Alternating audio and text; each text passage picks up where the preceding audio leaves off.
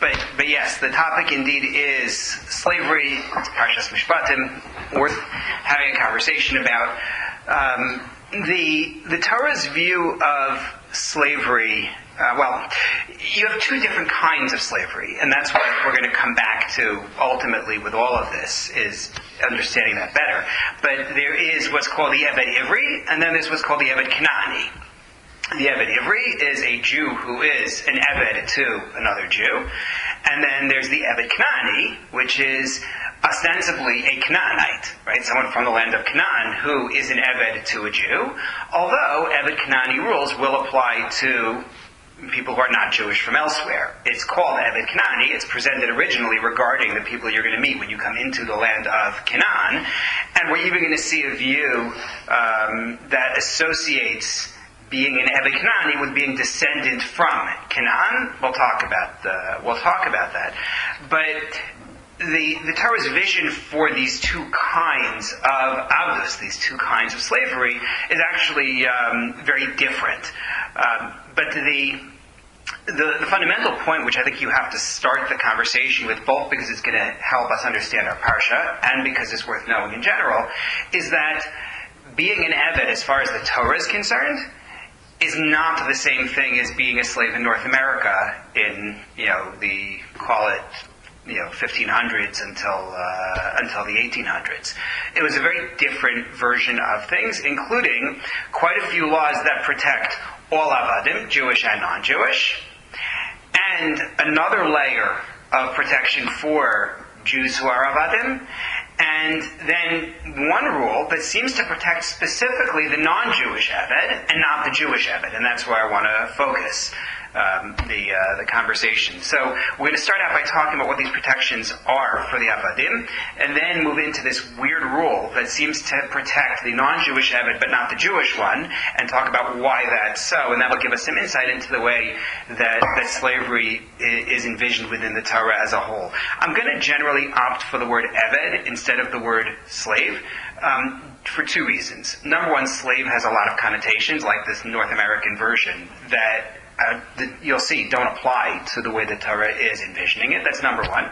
But number two, because the word slave is an uncomfortable word.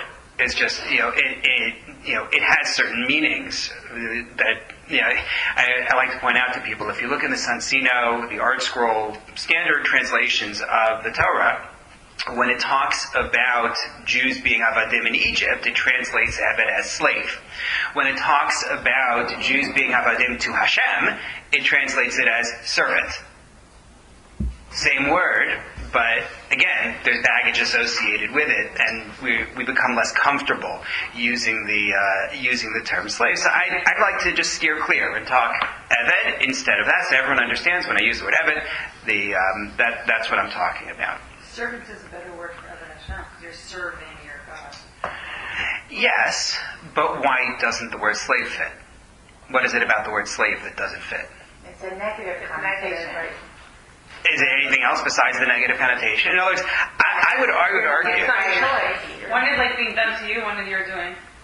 So I would argue that the key element of slave that I think makes people uncomfortable is the element of coercion. The element of you don't have free will. That's something that really makes the whole concept of being a slave very hard for people. But that's very much a part of being an Eved Hashem. No, you have choice. You have choice in the same way that you have choice to do any number of things. However, you have a brit, you have a covenant, you're a member of it, and therefore you are required to do this. Meaning, I have all sorts of agreements that I'm required to live up to. Technically, I have free will. I could break them.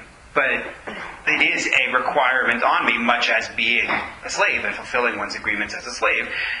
Agreements are not agreements. Agreements are made by others for you. It is technically you have free will. You could run away. You could shoot the master, whatever it is. But fundamentally, slavery includes not having the right to break away from it, and that's I think that is supposed to be built into being an Eved Hashem. That is supposed to be part of it, whether it's something we're comfortable with or not. But let's see where this goes. So the baseline laws that protect a non-Jewish Eved. The Gemara in Yevamos Memches has it, but I brought you the Shulchan Aruch's formulation just because I think that it's a clean and easy read. So look at number 1, please, from the Shulchan Aruch. Ha'eved hanilkach me'ha'oved kochavim. If somebody purchases an Eved from Ovdei Kochavim for short, Akum means people who are not Jewish. It's talking about a non-Jewish Eved. So, Omermlo, you say to him, Ritzon chashati kanes leklal abdei Yisrael b'tia me'aksherim alo. You ask him, do you want to enter the ranks of Avadim of Israel? In other words, you're going to be an Eved to a Jew. Is that okay with you? Do you want to be among the kosher? And you'll see what kosher means momentarily. Or not. In other words, you ask. This is not coercion. This is voluntary. Imratza, if he wants, modian lo ikare hadas, umitzas mitzvos kalos v'chamuros v'onshan uscharan. You tell him the basics of Judaism. You tell him the easier mitzvos, some of them. You tell him some of the more severe mitzvos, as well as the punishment for violating them, as well as the reward for keeping them. And obviously at this point you're thinking, is this slavery or is this conversion? Right? And that's what the Shulchan Aruch says. Kimoshe modian es hager. Just like you would inform somebody who said they wanted to convert to Judaism. So you have to give him all that information. Umat bilin oso kiger. You actually take him to mikvah. Umodian oso kishu b'mayim. And while he's in the water, you inform him. Meaning you, again, inform him of what he's accepting upon himself. In other words, to become an Eved, and this is true for a shivcha, for a female as well, involves a level of conversion. The conversion is not complete until they're freed. Right, so then there'll be bris, and that'll be afterwards, and whenever they say mikdash, there will be a karban. That's all afterwards. If they're freed at some point, then the conversion is indeed completed, and they become a full-blown Jew. While they are an Eved, they're not fully Jewish. But that's your first step, is the voluntary acceptance of Judaism, and it continues. Lakach Eved gadol me'ha'ovei kochavim v'lo ratza ha'eved limol. Let's say you acquire an Eved who is an adult, and he's not interested in this circumcision thing. And circumcision here is shorthand for he doesn't want to become Jewish. Thanks, but no thanks. So now what happens? Megalgel imo kol yud beis chodesh. So you have 12 months to have him live with you, function as an Eved, and see if he changes his mind. Yeser al kain, beyond that, asur lekaimo kishehu arel. You're not allowed to keep him without bris milah. Ela chozer umochro la'ovei kochavim. You have to sell him to someone who isn't Jewish. You can't keep him as an Eved beyond that point. And that's the rule. Says the Ramah, there is an exception to this. The Ramah writes that there's a possibility for an exception to the rule, which is if you do this acquisition on the condition that he will not be converted. That's only where you acquired the Eved in order to convert him. But if you actually stipulated, I'm not converting him, I'm not going to have a bris for him, and that's really the key. The Ramah, writing in Poland in the 16th century, this is what happened in our land, where you're not allowed to have somebody convert to Judaism. The Christian authorities would not look very pleasantly at that. So he says, it's as though you had actually said, no, I am entering this agreement on condition that he's not going to have a bris. So you can keep him that way as long as you want. And he says that's the common practice. That actually became a very big issue in North America in colonial times. Meaning that there were Jews who had avadim, and they didn't go through the whole conversion ritual, and they relied on this Ramah. They were relying on the idea that you can stipulate in the beginning they're not converting to Judaism. They're not. Jews in the colonial times carried him off of that. Not all of them, but yes, there was actually when I was a rabbi in Rhode Island, there was a fellow by the name of Jonathan Schorsch. You were a rabbi in Rhode Island? That's yes. so cool. Okay. Yes. I love Rhode Island. I'm going there in the summer now. It's amazing. Okay. Thanks. Just for those on the recording, yes, it's true. Rhode Island's a great place to be. I really enjoyed it too.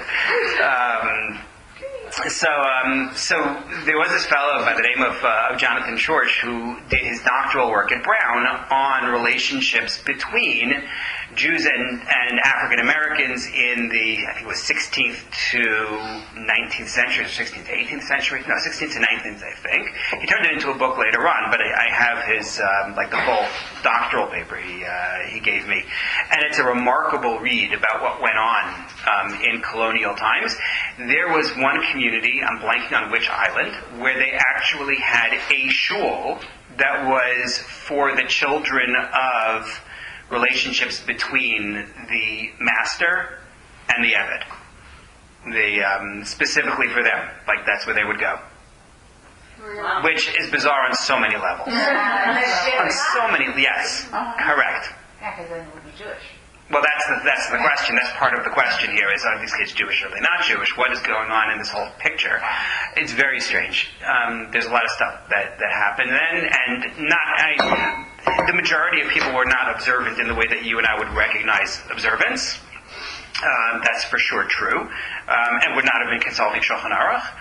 But it's kind of surprising and weird what went on. I mean, there's one part in there where he talks about a slave auction that was, they have dates for the auctions, and it was set for Rosh Hashanah, and they moved it because it was Rosh Hashanah, so that Jews would be able to participate. They were part of the society, and they did exactly what everybody else did. We like to think that, Jews are better than everybody, not better than everybody, that's the wrong word, but that Jews will will live up to a higher standard. That was standard. This You is- can't hold it against them. I don't know if you can hold it against them or not. I mean, it's not consistent. What went on there, I believe, is not consistent with what the Torah is prescribing or what we're going to be talking about now.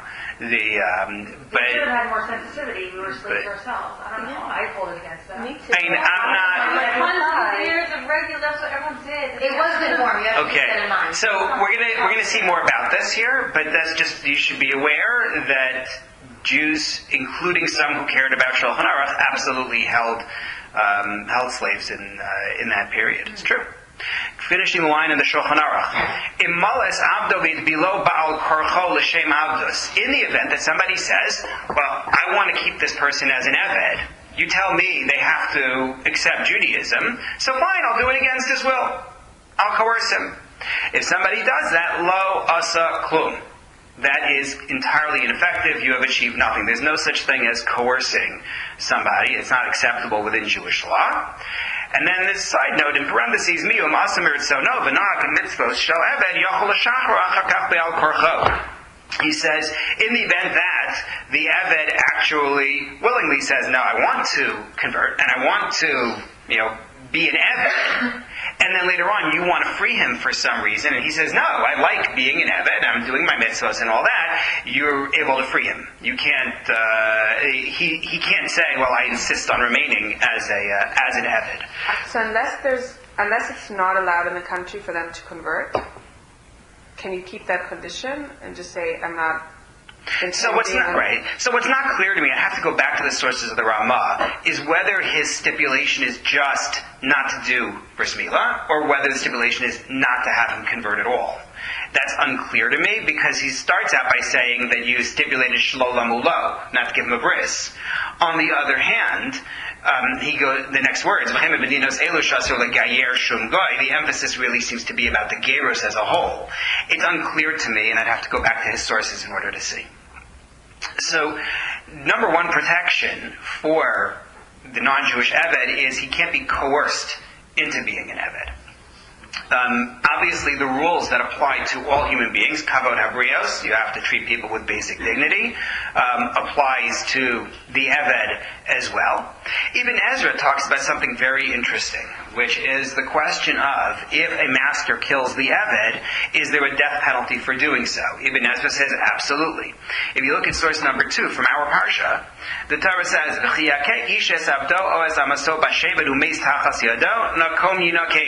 if somebody were to strike his Eved, male or female, with a rod, and they were to die, nakom yinakem, he, the Eved, shall be avenged. Im yomo yomayim yamod, but if he lives a day or two, lo yukam, he shall not be avenged. Ki chaspahu, he was his property. That's what the pasuk says. That's what the text says. So says Rabbi Avram ibn Ezra here. The Kutim Amru, he says the Kutim have said, but when he says Kutim, it's not clear to me who he's referring to, whether he means Karaites, non-Jews, Christians, I'm not sure who he's referring to here. But he's referring to somebody he disagrees with. They said, Nakom yinakim, there's vengeance, it means some kind of great punishment. Whereas, Im Yamod Yom Echad, if the Eved lives a day, then less punishment. Vim Yomayim, and if he lives 2 days, Lo Yukam Klal, there's no punishment at all. V'rayasam Shalom Atzinu b'misas based in Milas Nekama, and he says their basis for it is, number one, their basis, I skipped some of him here. He says the part of their basis is this whole day, 2 days thing, suggesting that there are stages to what's being done. And number two, the fact that when the Torah describes capital punishment, it uses the word misa, usually, death. Nakomi nakeim, there's punishment, doesn't seem to mean death. So Ibn Ezra says, though, this is a mistake. He says, it means indeed that there is a death penalty for a master who kills his Eved. That's the way to read it. And he goes, you can see it here, he's in my translation, he says, the word nekama is used in the Torah to refer to killing, to refer to death. He gives you some examples. I brought you one of them, but he brings multiple. And he says the key line here is the last line. The reason why the Torah frames the death penalty as vengeance here is ki ha'adon misgolel ba'avdo ba'avur hayoso b'rishuso. The master is taking advantage of his control of the Eved and abusing him. Ki lo yuchal hakos b'bar Yisrael achiv, because he's not able to abuse anybody else, so he's taking it out on the Eved, and therefore he is going to face nikama, vengeance. It's not just that he's being executed because he killed somebody, but it's viewed as vengeance for the abuse that he provided. So this is obviously a punishment for somebody who did something terrible to his Eved, but it's also a deterrent. It sets up the rules for how people are to conduct themselves. You can't just do whatever you want to the Eved. And then one more rule, and this is the one that we're going to end up coming back to. Take a look at source number 4. Also our parsha.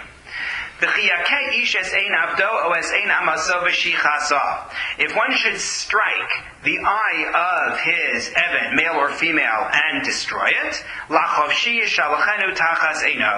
send him away free. The Eved goes free in the event that the Eved loses an eye. And in the event that it's a tooth, also, they go free in place of the lost tooth. So what we're seeing here is, in the event that you injure them with the tooth or the eye, they get to go free. Obviously, this is in part, again, punishment, but it's also, again, a deterrent. It helps prevent physical threats to the person of the Eved. So that the Eved Kanani is there willingly. The Eved Kanani has to be treated with basic kavod, and the Eved Kanani has protections to avoid physical harm.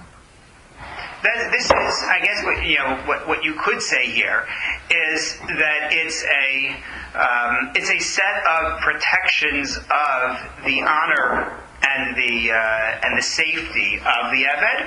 When you deal with a Jewish Eved, then there's another layer. Why is it so specific to the teeth and the eye? Like, why can't it just be more general and say you cannot place a hand on the slave himself? Right. So there is discussion actually about other things. Their other body parts. Right. So there is discussion about other parts also. It's called in the Gemara Rashei Ivarim, the ends of other, or other parts as well.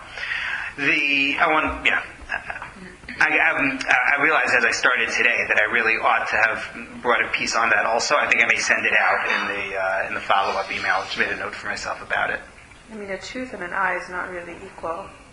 No, they're not equal at all. They're not the same thing. Exactly. They're not the same thing. This is true. Well, unless people really like to eat, but yes.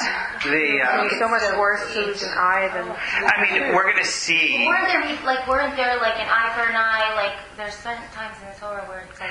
The Torah does have the eye for an eye, which is usually understood to be payment. Not I know, but does that have anything to do here with it? Like the fact that it's an eye? No, because there you also have other injuries that are mentioned. But we're going to come back to this, and we'll see some explanations of the law that actually do tie it to the eye and the tooth specifically. So we're not done with that. But take a look now at the Eved Ivri protections, which seem to give an added layer of protection. So take a look at source number 5. This is from the Torah in Parshas Behar, where you get the rules in general for an Eved Ivri, a Jewish Eved. The Hebrew is at the bottom of one side, English is at the top of the next side. If your brother becomes indigent with you and is sold to you, lo sa'avod bo avodas aved, don't treat him as you would treat an Eved. Don't treat him as you would treat an Eved. And now we're going to find out, what this means. He is like somebody you hire to do a job. He's like somebody who comes to live among you. He works for you until the Yovel year.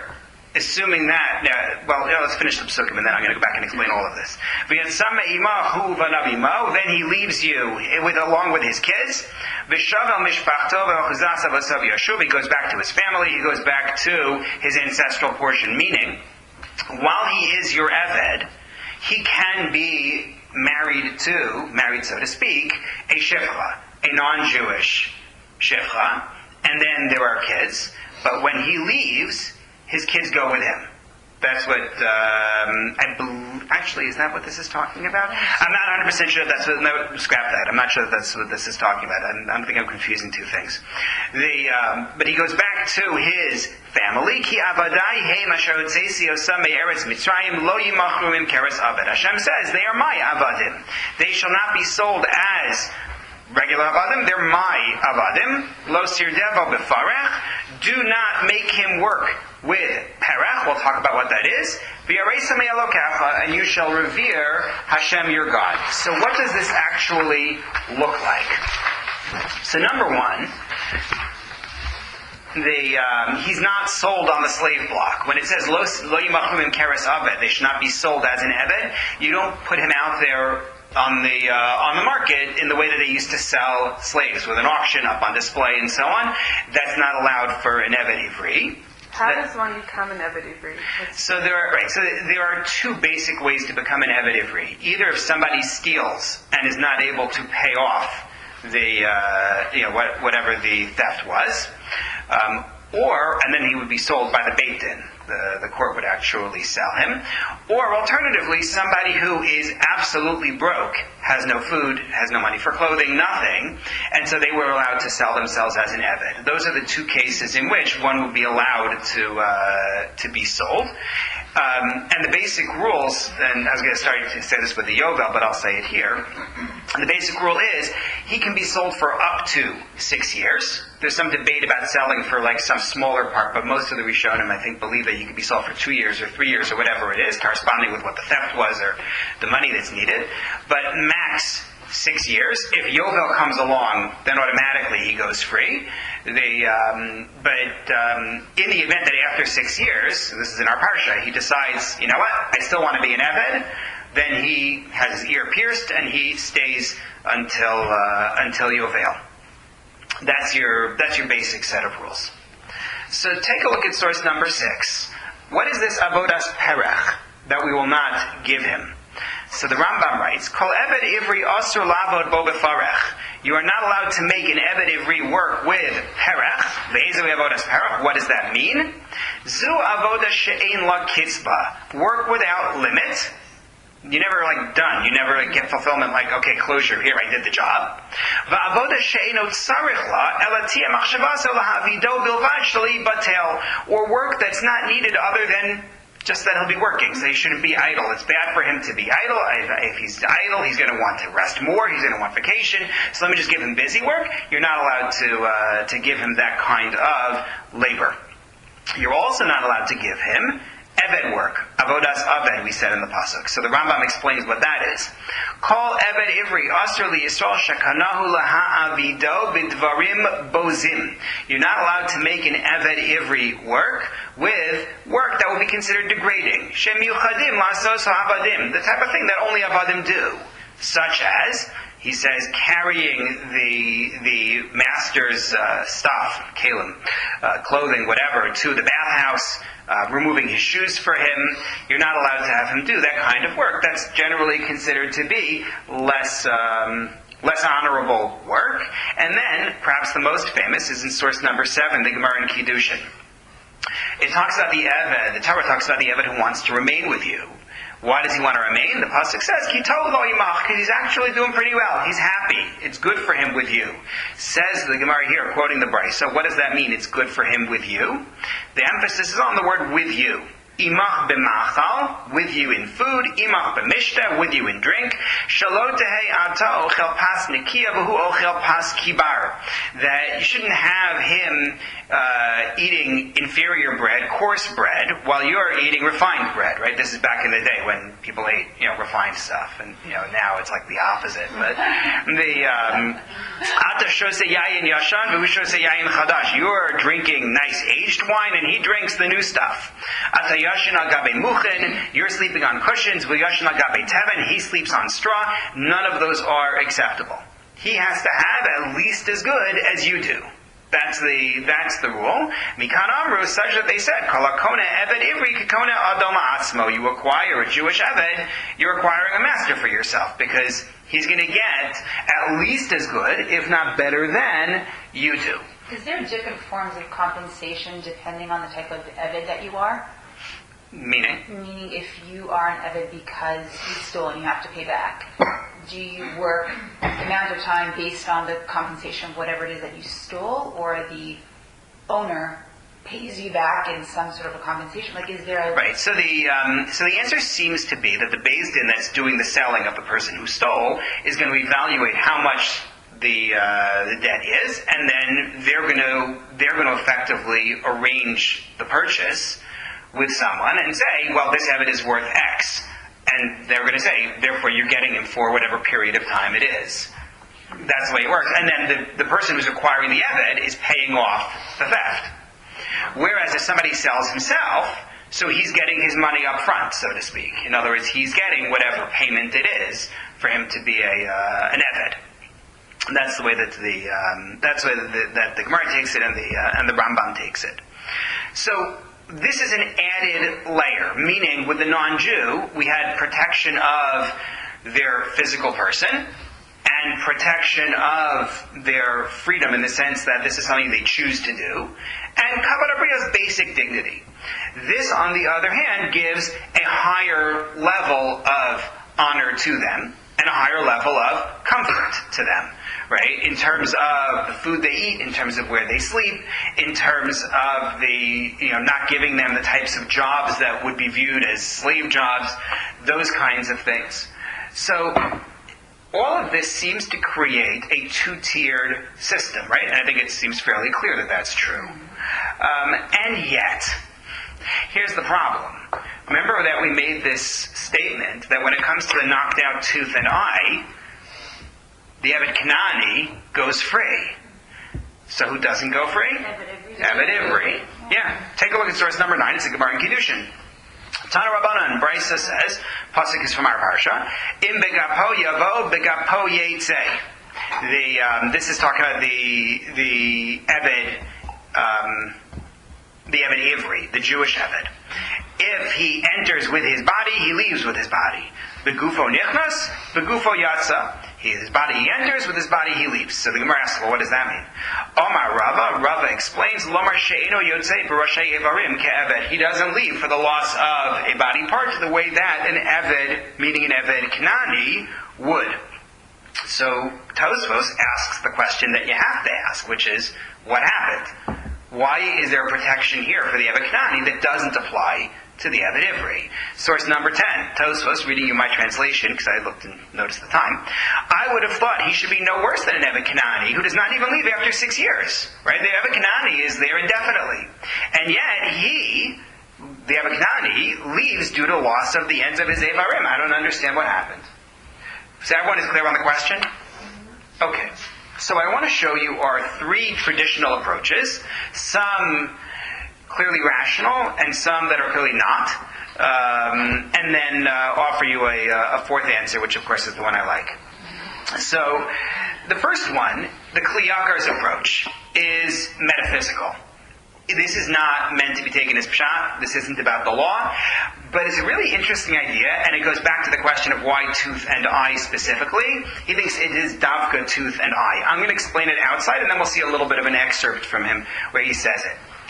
He says, Jews are not freed by the loss of their appetites.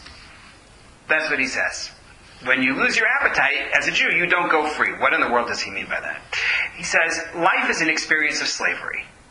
Everyone, I know it's very optimistic, like upbeat, nice thing, thought for a Thursday morning. He says, everybody is a slave to something. Human beings are slaves to their appetites, and it's expressed by the eye, which sees things, and therefore people want them, and the tooth, talking about eating. Jews, he says, are supposed to go beyond that kind of slavery to be slaves instead to Torah. Instead of to your appetite, it's to the will of God. So he says an Eved Knani doesn't have Torah. So liberation comes when his appetites are no longer in control of who he is. Meaning, normally a person ages, and at a certain point they don't see as well, and at a certain point they don't taste food as well, or they lose teeth and they have trouble eating. And at that point, they are liberated from the appetites that they had. So horrible. Yeah, isn't it? Well, it's not horrible, it's just depressing. He says that in the course of normal life, people lose their appetites, and so what he says is that's their freedom. If the human master accelerates that liberation by knocking out the tooth, by knocking out the eye, then they go free already now. Whereas for a Jewish Eved, he says, liberation from desire, from appetites, doesn't liberate you from your enslavement to Torah. Therefore, he doesn't go free. It took me a long time to understand what he was saying and figure out how to present this. That's exactly what he's saying. Take a look at number 11. We'll just go with my English translation in the interest of time, but you can see the Hebrew there as well. As long as both the teeth and the eyes are in their strength, right, meaning in their powers, right, he jumps, quote, from food to food. Oh, I'll take this, I'll take that, I'll take that. Therefore, the Torah frees an Eved Kanani when his tooth or eye are knocked out, measure for measure. For this is the freedom he also chooses from his life's work. For he also doesn't stop pursuing emptiness other than with the loss of his tooth and eye. He's going to be a slave to his appetites as long as he has them. Once his appetites are gone, he's no longer a slave to them. So too here, he lost his tooth and eye, so no longer should he be a slave. As opposed to a Jew who's supposed to be a slave to God and to the Torah of God. So losing the tooth and eye don't stop that. As I said, this is not pshat. It's really the Kli Yakar giving a nice Torah about the tooth and the eye and losing one's tooth and eye and avdus. But the Or HaChaim, Rav Chaim Ibn Attar, presented a different answer, which is much more practical. He says, for the Eved Ivri, realistically, getting paid is better than being released. Meaning, in the event that you're not releasing him, right, or to put it differently, as the Or HaChaim envisions it, you have two paths. Path number one is treated the same way as when you assault anybody. If you assault somebody, you have to pay nezek, tsa'ar, ripoy, sheves, and boshes. You have to pay for nezek, harm, depreciation literally. You have to pay for pain that you caused. You have to pay medical bills. You have to pay time lost from work. And you have to pay any embarrassment that was associated with the injury. Those are the normal penalties, some of which won't apply necessarily in this case, but that's overall the way it works. As the Or HaChaim envisions it, if you liberate him, then you don't pay him any of these things. Like, I gave you your freedom, you're done. That's it. So he says, yeah. You're protected by what you do. Like you're not going to be a good slave because you're damaged. Well, that's definitely true in terms of getting a future job. And then lets him go. And he has nothing. Right. Right. So he says, that's his idea. He says getting money is better than early release because the master's going to have to pay for all of the harm that he caused, number one. And number two, he's going free anyway at the end of 6 years. And in fact, this could happen at the end of his 6 years. Right? imagine that this happened the week before, and all you did is say, okay, fine, you go away a week early. He's better off getting paid. That's the way that the Or HaChaim positions it in terms of the Eved Ivri. I would challenge this and say, well, why not say free him and pay him? Like, why is it an either or? That's not clear to me. But he says, when you're dealing with the Eved Kanani, on the other hand, freedom is better. Because the Eved Kanani has no set date of when he's going to go free. In fact, the Torah actually says, we're going to come back to this, L'olam b'hem ta'avodu, keep him as an Eved. You're not letting him go. So, what good would payment do for him? Better that he should be free. So, he is helped by being free. For an Eved Kanani, we force the master to be a vatran, to give, and just say, let him go. But for the Eved Ivri, we're not going to do so. So you might look at this and say, well, you're exchanging money for freedom, and that seems fairly crass, right? You're saying, well, I'll take the money and stay as an Eved. But that's exactly why this person became an Eved in the first place. Right? That's why they did it. They couldn't support themselves, and they said, I need somebody else to take care of me, and I'm forfeiting my freedom for economic security. That's really what this is fundamentally about. So that's the Or HaChaim's position. Take a look at number 12. I brought you an excerpt. He says, it appears that the reason is that a Jewish Eved has the right not to leave for his tooth and eye, for his master must pay him for his eye and tooth and the other payments, which will cost more. It's going to cost him more, especially when this happens after some of his 6 years of service, sometimes at the end. Therefore, God established the Jewish Eved to take payment for his eye. That's the idea that the Or HaChaim puts out there. So we have two explanations so far. One is metaphysical, not meant to be literal. The other one is very practical. Money may be better than freedom for the Eved Ivri. Third approach is a medrash in the Psikta Zutrata, which goes again back towards the drash approach and harder to accept as literal, but that's okay. He also goes back to what we said in the beginning about Eved Kanani being a Canaanite specifically, and the Medrash says the following. Go back to the story of Noach. After the Mabul, Noach plants the vineyard and gets drunk, and we know what happens. Cham looks in on Noach, tells his brothers, Canaan, the youngest son of Cham, gets cursed. Right? Why Canaan? Medrash says he was the one who told his father, he was involved somehow in all of this. Not the point right now. But Canaan is cursed as a result of this looking in on Noach and telling his brothers. Looking in is the eye, telling his brothers the tooth. So take a look at the Medrash in source number 13. Why does an Eved Kanani leave for his tooth and eye? Because Cham, father of Canaan, saw his father's exposure with his eye, and he told his brothers shamelessly, showing them his teeth, his freedom shall come only with his shame when the eye or tooth are knocked out. It's a remarkable idea. It's clearly drash. I mean, this is not meant as pshat, and he doesn't address at all the question of the Eved Ivri, right? That's not even his focus. Also, as we noted, Eved Kanani applies to non-Jews in general. It isn't only about Canaanim, so that doesn't work here either. We also don't really view the chait of Cham and Canaan as the chait of every Canaani.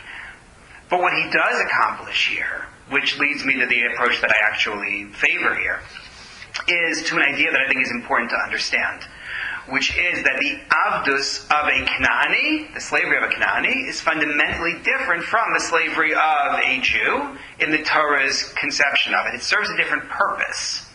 Even if both are called Eved, there's one term the Rambam likes to use called Shem Mishutaf, another one is a Shem Mush'al.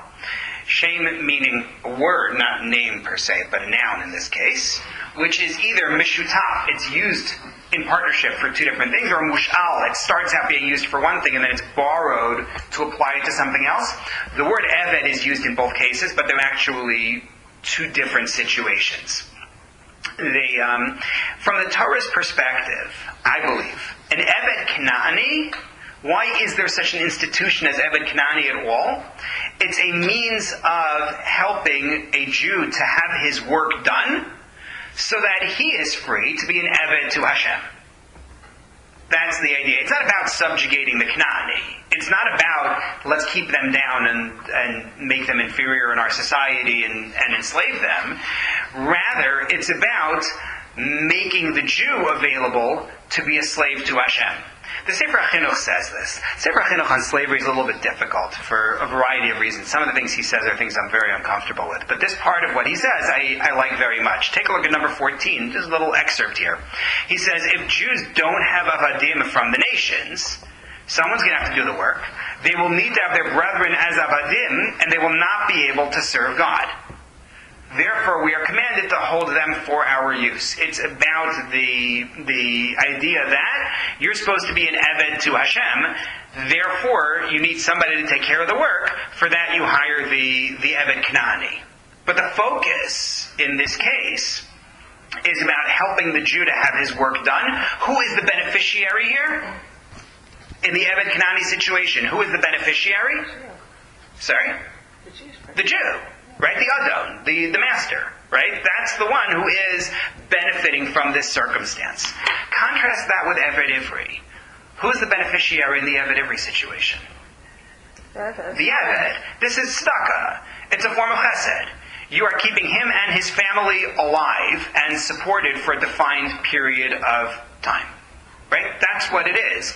The Torah demands of the relatives of the Eved that they actually marshal funds to redeem him in the event that he's sold to someone who isn't Jewish. Take a look at number 15 from Parshas Bahar. I brought you the JPS translation. I got tired of translating things. But if a resident alien among you has prospered, resident alien is Ger Toshav. It means someone who isn't Jewish, who's living among you, is observing the 7 mitzvos. So if he has prospered, and your kinsman, being in straits, comes under his authority and gives himself over to the resident alien among you, so there's a Jew who sells himself as an eved to the non-Jew because he can't afford to support himself, or to an offshoot of the Ger Toshav's family, he shall have the right of redemption even after he has given himself over. He can buy himself out. Now you say, well, how's he going to buy himself out? One of his kinsmen shall redeem him. His uncle's son shall redeem him. Anyone of his family who is of his own flesh shall redeem him. Or if he prospers, so fine, he'll redeem himself. And how do you do it? You calculate how many years he was supposed to be an Eved, and how many years he's already worked, and you just prorate the purchase price, as is explained here. But you're supposed to try to get him out of it if he's sold to a non-Jew. Why on earth would a non-Jew want a Jew as a slave? There's all these parameters he has to do. He's not Jewish. Why? Who says he's going to follow any of this? Correct. He's going to do what he wants to do. Yeah, so why would the Jew want to sell himself to that? He doesn't. He's looking for survival. And there's no one Jewish there's no one Jewish maybe who is able to or willing to, because they look at all these rules and say, why do I need this? The downside that there's so many rules almost because they make them not as wanting to have them. Precisely. Which is why the Torah says, if he's sold to a non-Jew, you have to try to buy him out of it. You should have taken care of him the other way. What you'll never see here is condemnation of the Jewish master. It never says if a Jew is sold to another Jew as an Eved, you should buy him out. It doesn't say that. Right. Because this is fundamentally a means of support for him. So the beneficiary, in this case, is actually the Eved. That's the difference. So when you're dealing with an Eved Knaani, this is a non-Jew who was acquired either because he sold himself, or he was sold by a non-Jew who had been his master beforehand, like we saw in the beginning. Or he was captured in battle, right? That's another way in which this could happen. He is performing the tasks that the master is unwilling or unable to perform. You can't coerce him into being an Eved, but the beneficiary is very clearly the master. He's having his work done. So, because the idea here is liberate the Jews so that the Jewish master will be able to serve Hashem, you have a mitzvah of la'olam bahem ta'avodu. Don't free the Eved. Because if you free the Eved, now you're back to doing those tasks and not serving Hashem. But because the goal is that you're supposed to serve Hashem, the master is not allowed to be cruel. You're going to serve Hashem by being cruel to the Eved? That's not an option. And so we're told, if you're cruel to the Eved, you knocked out his tooth, you knocked out his eye, that's not happening. You have to free him, and this not only is an after-the-fact penalty, but as we said before, it's a deterrent. The protection is logical for the non-Jewish Eved. The master is the beneficiary, he has to be held accountable. That's one way. However, with the Eved Ivri, the master is the benefactor. He rescued this person from starvation when his community failed him, when his family failed him. This is something that I think is very important to recognize. Just the Rambam talks about in the first chapter of his Hilchos Avadim, his laws of slaves, that he really, Torah does not allow someone to be sold as a slave unless he has no money for clothing, no money for food. He has to be destitute. So he's been failed by everybody. He should have gotten tzedakah. That's what should have happened. But it didn't. So the master says, I'm going to give you food and board. I'm not going to give you demeaning work. I'm not going to give you painful work. When he leaves, he gets, we didn't talk about this, ha'anaka, right? He gets gifts that are supposed to set him up for the future. Ha'anik ta'anik lo, the Torah says. He gets a fresh economic start after the 6 years. So the Torah doesn't want to penalize a master who has done this. The Torah doesn't want to make it harder. It's already hard enough to do that. Even if he wounds the slave, we're going to assume that this was the result of a mistake. This wasn't the sign of some kind of a broader problem. So if he damages, but that's all he's going to have to do, he's not freeing him. You follow? That to me is the logic. To me, that's why this works. It's two different systems entirely, going in different directions in terms of who the beneficiary is. Now, I wanted to conclude this with one point before we do the review questions. We'll do the review questions first and then come back to my concluding point on this. Number one, what are some laws that protect the non-Jewish Eved? Right? We said that it's voluntary. Right? That he can't be coerced. The death penalty for killing him. Freedom if he is wounded in these ways. His basic kavod abrios, he has basic dignity. Additional protections for the Jewish Eved are respectful sale. He can't be sold on the market. He can't be given this avodas perach, either busy work or endless work. He can't be given, demeaning work, right? He gets the best resources in the house. He goes free with gifts after the 6 years are over. And in terms of why the Eved Ivri is not freed with loss of a tooth or eye, while the Eved Kanani is, either because the Ivri doesn't work due to appetites, right? He's supposed to be serving Hashem. That was the Kli Yakar's very interesting idea. Or the Or Chaim's very practical point that the money is better for him than being released early. Or the Medrash's idea that Cham sin doesn't relate to us, this Beira of Cham, with the seeing Noach and reporting it, doesn't apply to us, it only applies to the Kanani. Or, because Eved Ivri is about helping the Eved, as opposed to Eved Kanani, which is about helping the master. So, just the closing thought that I have when I think about this is that the idea of purchasing the freedom of a human being, right? The idea that somebody says, "I'm in such bad straits that I'm willing to forfeit my ability." Well, let me state it the other way. The Torah says that when it comes to being an employee of Poel, you are able to leave midday. Someone hires you and says, "I want you to work in my field. I'm going to pay you X amount," and you decide partway through, "You know what? I'm not liking this. I don't enjoy it. I don't like the people I'm working with. My back hurts. Whatever it is, I'm leaving." You can do that. 100% able. You just forfeit the rest of the day's pay because you're not doing the work, but you get paid for the work you did, and you walk away. You're not an Eved. What makes an Eved different is that the Eved has decided it's worth it to me to forfeit the ability to leave partway. I'm an Eved for the full 6 years, or whatever period of time it is that the Eved is being sold for. So today, the idea of purchasing a human being's freedom is anathema, right? The idea, I hope, the idea that you can acquire somebody and say, "No, you're not allowed to leave. It doesn't matter if you're miserable. It doesn't matter if your circumstances have changed. You're not able to walk away," is something we don't like.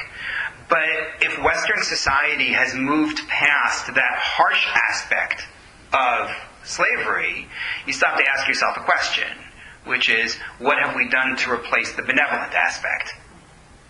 right? Where is the safety net for the people who are in need? Because that's what this fundamentally is about. I was just thinking, it's You know? so bad for those people. They had an out if no one took care of them. I mean, it's terrible to not have one's freedom, but like, what are we offering? I happened to be. I was in Boston on Sunday for something, and like I saw on Sunday morning, I saw homeless people sleeping outside of the bus shelters and the like.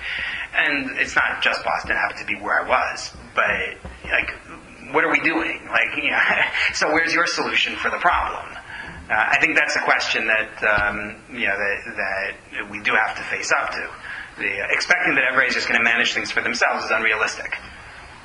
So. It was probably the norm then for a lot of people to be at every and then the highs and the lows of the community and like back then, and it was probably very normal. So we don't have numbers, at all on the quantity of avadim to really be able to figure it out. But it wouldn't surprise me that we have enough stories in in Chumash and in Tanakh and in Gemara about avadim.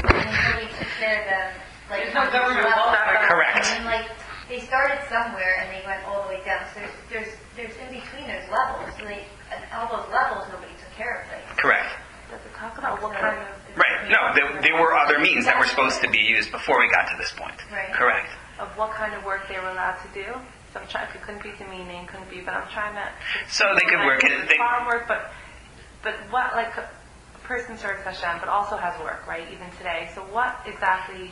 Right. I'm So the Gemara talks about, in commenting on the Chumash, that you could have an Eved who was working in the field, and you could have an Eved who was cutting gems. Okay. Anything. Yeah. It doesn't matter. It's almost like an employee in a way. It is. It's an employee, except that the employee doesn't have the ability to go home. And doesn't have the ability to... let's not overly...